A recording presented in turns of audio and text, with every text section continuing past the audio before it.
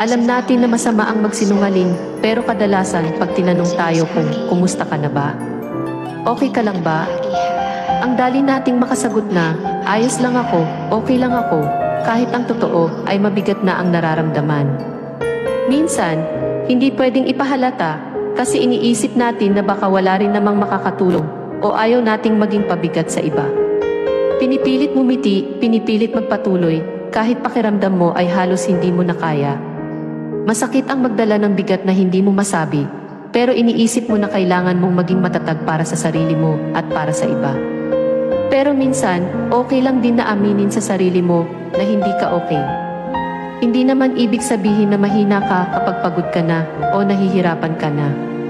Minsan, kailangan lang natin ng konting pahinga, kahit saglit, para mag-recharge at bumangon ulit. Mahirap magpanggap na ayos lang, kung hindi naman talaga, pero lagi mong tandaan na hindi mo kailangang dalhin ang lahat ng mag-isa. May karamay ka, huwag kang mahiya ipagsabi sa Diyos.